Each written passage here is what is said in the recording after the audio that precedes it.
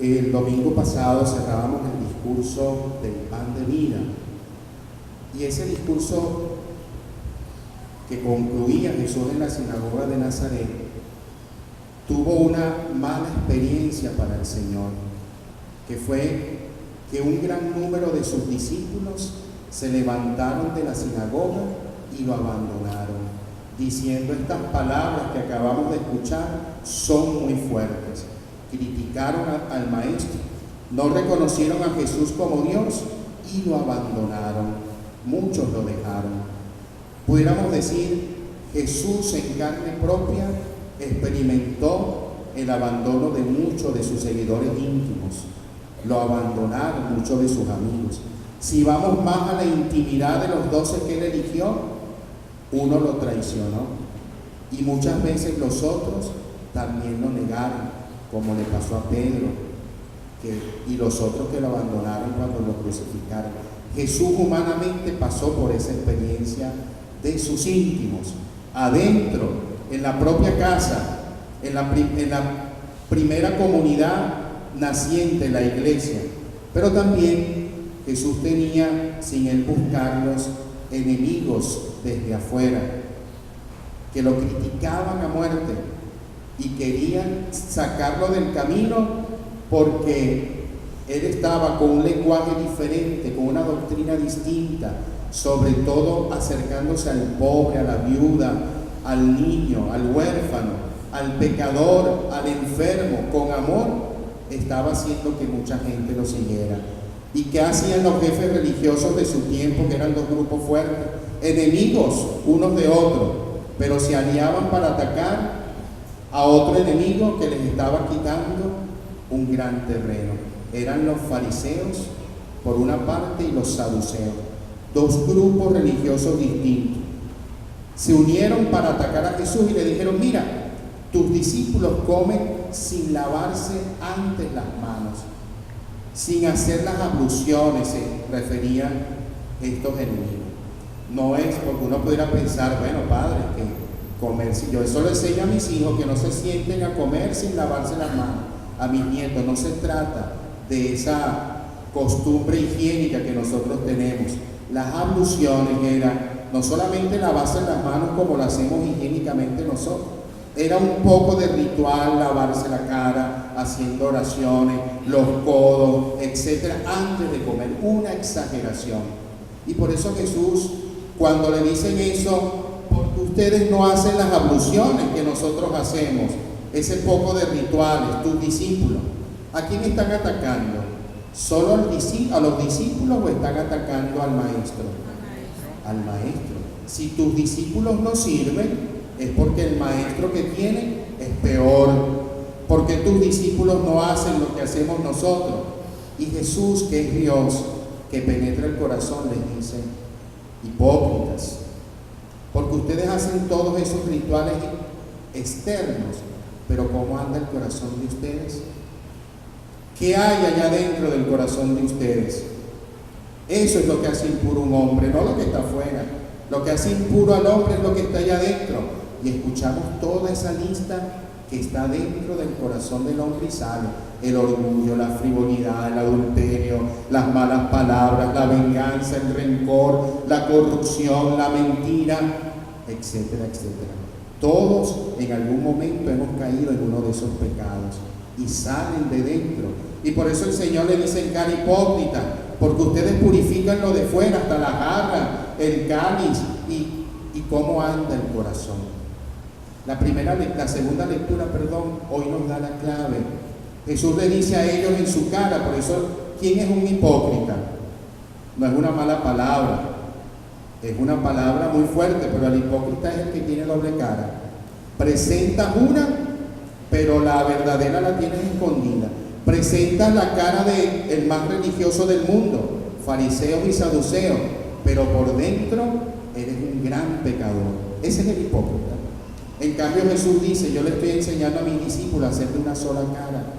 En pocas palabras, ser coherentes, a vivir en la coherencia de vida, que es lo que libera a la persona, lo que hace grande un ser humano. Una sola cara, lógicamente con valores, con virtudes, tratando de ser mejor cada día.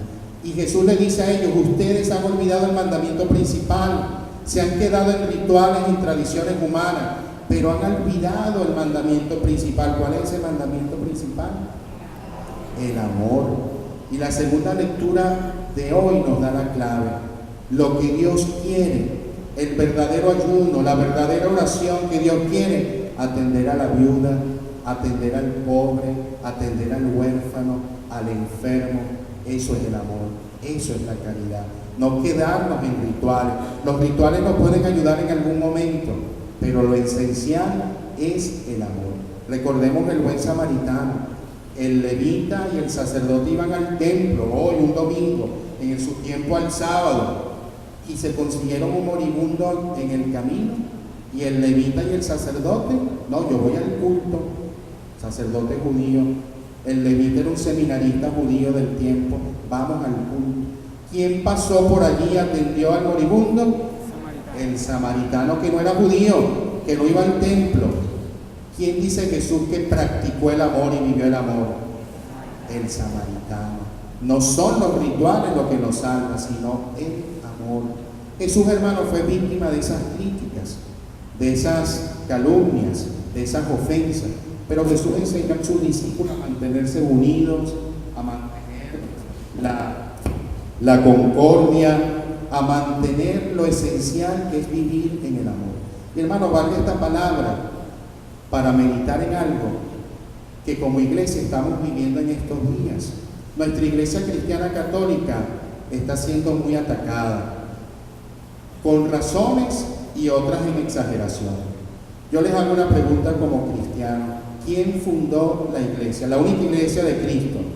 ¿Quién la fundó? Jesucristo. La iglesia es santa, ¿por quién?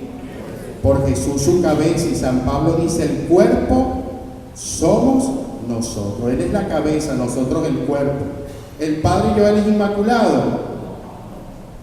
Elisa, que está aquí, es inmaculada.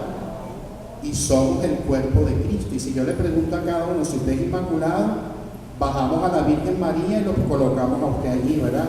Y bajamos al corazón de Jesús. Todos somos pecadores. La iglesia es santa por Cristo y pecadora por mí. ¿Quién es la iglesia? Solo el Papa, solo los sacerdotes, los obispos. Cada bautizado es la iglesia de Cristo. Por eso cuando se ataca a la iglesia, no se ataca solo al Papa o al obispo o al Padre Joel, a la religiosa tal. No, se ataca a mí, porque yo soy iglesia desde el bautismo, de esta iglesia en la que Cristo fundó, esta iglesia nuestra. Por eso aquel error de mucha gente que dice: creo en Cristo y no en la iglesia. No crees en nada, porque Cristo dejó a la iglesia, a su primera comunidad. Para eso llamó a los apóstoles. A que la iglesia sea pecadora, sí, porque donde hay humanos hay pecadores. Es santa por él. En cualquier, levante la mano aquí el que tenga una familia perfecta. Yo soy de los Núñez Flaute. Mi familia es inmaculada. No ha habido historia de pecado en mi familia. No, sería yo un gran Pinocho, ¿verdad? Un gran mentiroso, porque sé que en mi familia hay pecado, pero también puedo decir: pero en mi familia hay santidad, hay gente buena, hay gente honesta, hay gente santa. Sí la hay, y tampoco estoy diciendo mentira con eso. Lo uno y lo otro, y ojalá que cada vez reine. ¿Por qué digo esto? Y valga la palabra, porque ustedes están escuchando mucho en estos días por las redes los escándalos de pedofilia. Sí, un gran pecado abominable, condenable, y lo digo con la autoridad de Dios. Por supuesto que sí, eso no se aplaude, eso es un gran pecado, y el que ha caído allí dentro de la iglesia en eso, destituido, y tiene que afrontar las leyes civiles también. Un gran pecado, por supuesto, como gran pecado es el aborto, porque también va contra los niños, es un gran pecado. La pedofilia los mata moralmente. Un niño que ha pasado por pedofilia moralmente queda como asesinado. Pero también es un asesinato el aborto, porque es matar físicamente a un ser humano. Ambas cosas son pecado. Y repito, condenable. Con esto se está atacando a la iglesia. Pero vamos a hablar como debemos hablar cuando hablamos de cosas serias en la vida. Repito y lo digo en primer lugar, como iglesia, condenable, cuestionable, y gracias a Dios la iglesia se está enfrentando y afrontando.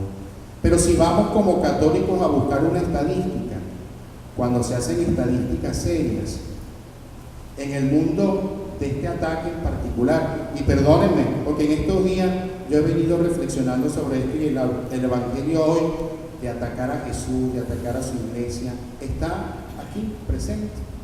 Y dirá, bueno, menos mal que el Padre está operado de cordales porque está orando mucho. Les confieso que vine por ustedes porque me operé el viernes y tengo un reposo de una semana, pero dije, bueno, pero yo voy porque yo amo a mi comunidad, tengo evangelización, gracias a Dios en la tarde, gracias a Dios.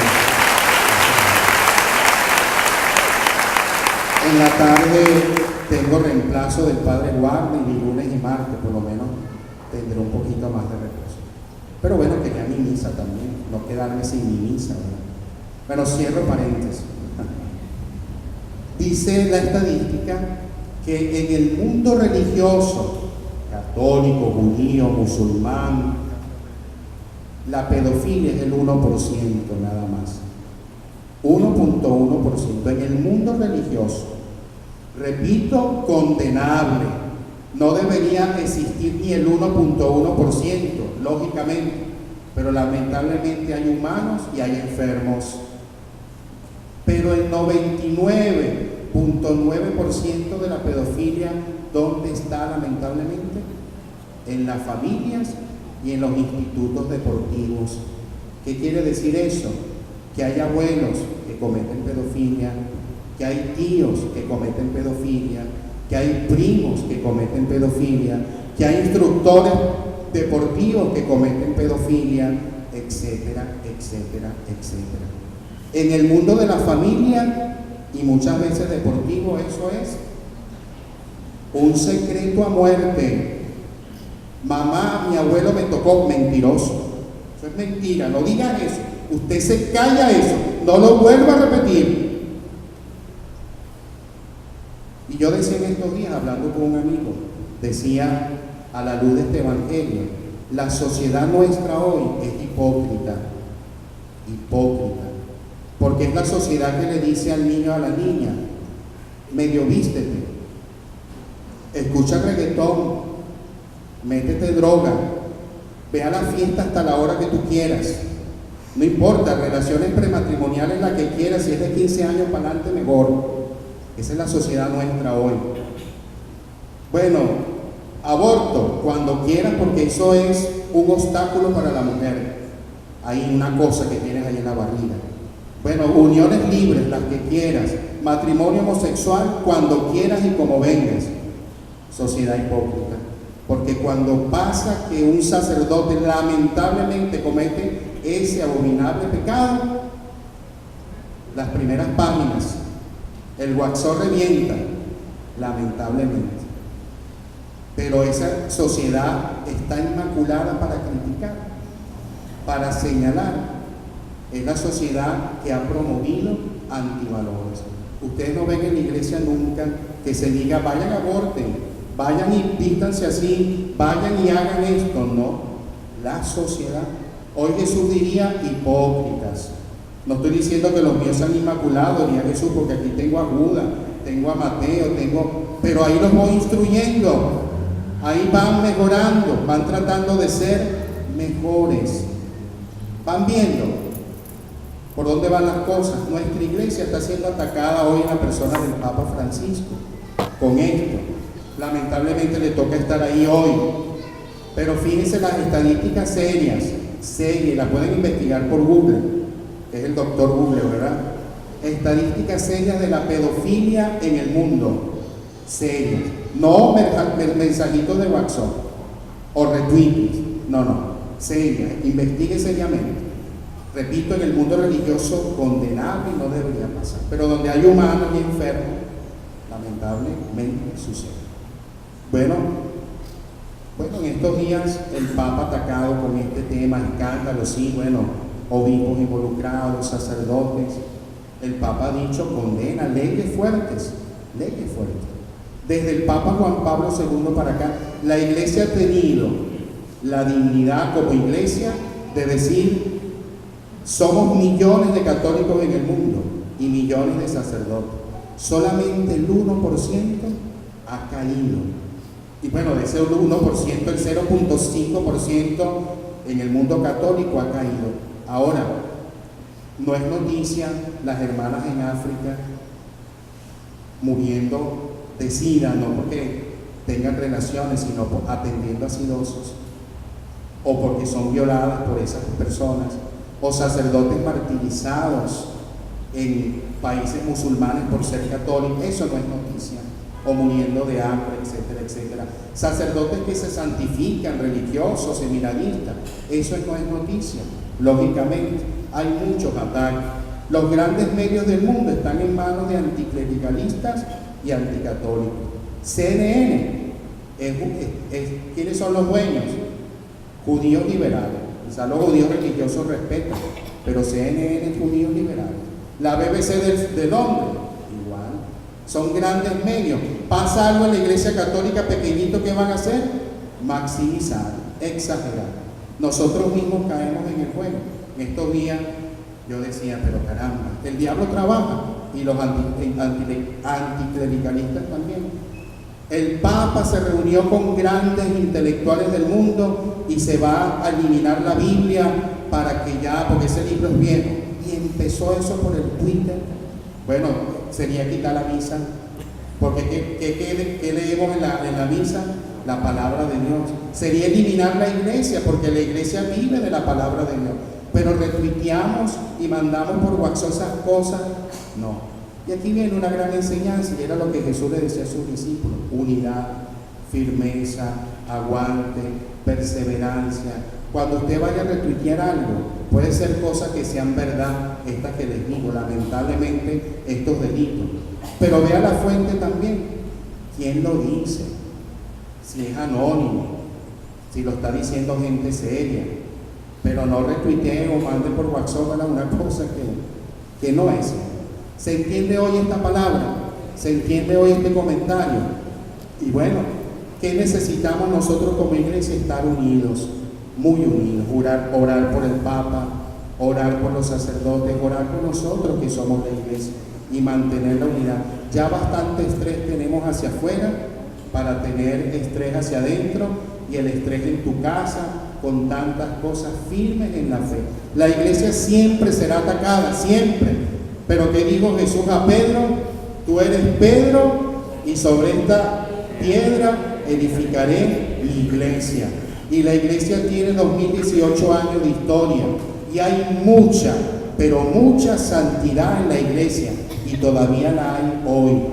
Ustedes son gente buena.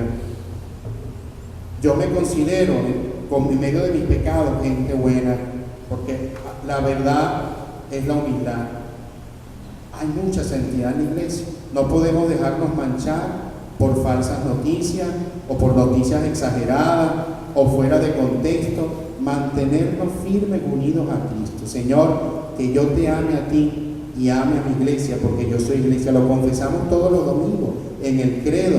Creo en la iglesia que es una, santa, católica y apostólica, y eso hay que mantenerlo. Eso sería, y con esto voy terminando, porque gracias a Dios lo operaron de las cordales, ¿verdad? Si no fuera así, decirles esto: no te sientas avergonzado por tu iglesia, todo lo contrario, soy orgulloso de ser iglesia católica. Eso sería que tú te sintieras avergonzado de haber nacido, o que yo dijera, me siento avergonzado de ser Joel Núñez Flautes, y no me siento avergonzado. ¿Que en mi familia hay debilidad y pecado? Sí, pero en mi familia también hay mucha santidad y mucha gente buena. En la historia de la iglesia ha habido pecado, sí, porque la iglesia es santa por Cristo y pecadora por los humanos que la componen. Pero en 2018 años, ¿cuánto bien ha hecho la iglesia? Ahorita en este presente en Venezuela, la iglesia dando la cara, la iglesia apoyando a los pobres, la iglesia ahí con Cáritas adelante, un párroco frente a su comunidad haciendo bien por ustedes, por el pueblo. Eso es la iglesia. Ustedes evangelizando como lo vamos a hacer hoy en una zona de aquí de la Esmeralda. Eso es la iglesia viva, una familia guiada por Cristo, donde muchos caemos, porque nuestro pecado también contribuye a que la iglesia caiga. Si tú eres santo, la iglesia será santa. Si tú eres pecador, y hay que revisar esa listica, yo iba diciendo, esta la tengo, la que nos pone hoy el Evangelio. Jesús quiere que seamos realmente santos. Realmente tendré yo orgullo, tendré vanidad, tendré mentira, tendré adulterio, tendré codicia, tendré venganza. Si tú como miembro de la iglesia eres santo o santa, la iglesia será santa. Decía San Pablo, y con esto sí termino: si un miembro de la iglesia es pecador, la iglesia será pecadora. Si un solo miembro de la iglesia es santo, toda la iglesia será santa. Dice San Pablo, la iglesia es un cuerpo y Cristo es la cabeza. A Él sea la gloria, el honor, el poder por los siglos de los siglos. Amén. Ponemos de pie.